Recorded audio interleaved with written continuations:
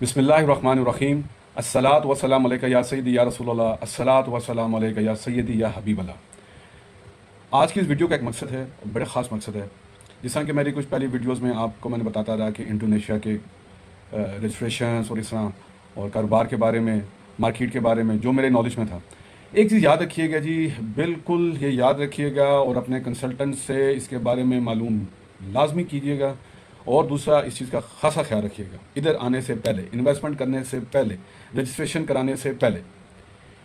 यहाँ पे एक रूल है कि आपको जब आपकी कंपनी रजिस्टर्ड हो जाती है पीटीपीएम में या जो भी कंपनी आपकी पीटी के नाम से, फॉरनर जो है, तो आपको हर कंसल्टेंट ये तो कह रहा है कि जी आप इस तरह कर दें, इस तरह कर दें, यहाँ पे होटलिंग का काम बहुत है, यहाँ पे जी फलां काम बहुत है। अब मैं जैसे देखता रहता हूँ टिकटॉक पे भी, तो हजरत वो एक चीज़ छुपा रहे हैं। और क्यों छुपा रहे हैं मुझे इस चीज़ की समझ नहीं है, क्योंकि ये मेरे साथ पार्ट हो चुका है।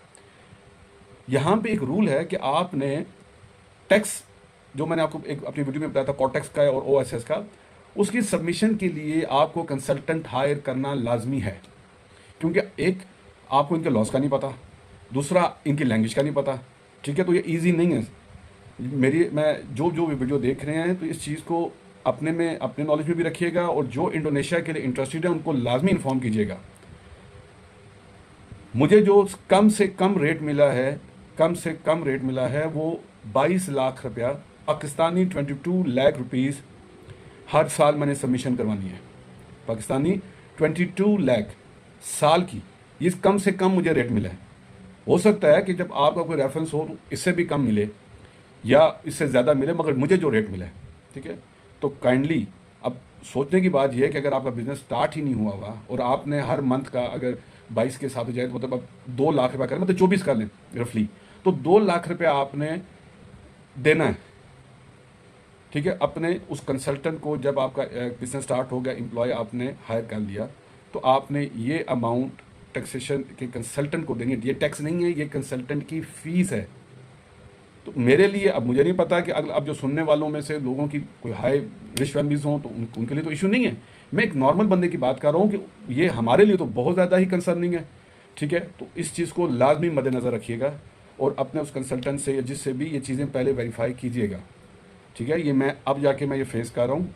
ठीक है, मैंने पहले भी वीडियो बनाई थी कि कॉर्टेक्स का एक प्रॉब्लम होता है टैक्सेशन का। तो ये अब जाके मुझे जब वो सारी कोटेशंस आई है, जो मुझे जो कोटेशन सबसे कम वाली है मैं वो बता रहा हूँ, इससे ऊपर वाली मुझे आई हुई है। ठीक है, तो इस चीज़ को लाजमी कंसिडर कीजिएगा इधर रजिस्ट्रेशन कराने से पहले। अगर तो आप उसको हैंडल कर सकते हैं, आपका प्लान, बेसिकली आपका प्लान होना चाहिए। मुझे मेरे कंसल्टेंट्स ने, मलिक रिजवान साहब, आकिब साहब ने इन्फॉर्म किया था कि आपने एक प्लान लेके आना है, उधर आके प्लान नहीं करना। ठीक है, कि भाई मैंने आना है, मैंने ये चीज़ करनी है, इस तरह करनी है और उसको रनिंग में लेके आना है। अब बंदा, मेरे से गलतियाँ मैंने पहले आपको कहा कि कुछ हुई, तो उसमें ये है कि ये चीज़ें आप अब अपने जहन में रख के तो यहाँ मूव कीजिएगा कि मैं अपना सेल्फ एक्सपीरियंस आपको बता रहा हूँ।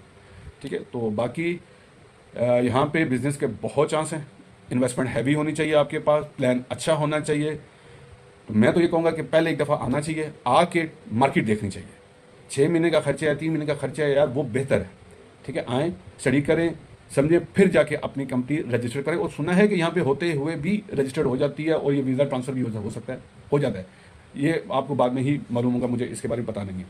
ठीक है, मगर इस चीज़ को लाजमी कंसिडर कीजिएगा sir. Thank you very much. अल्लाह हाफिज़।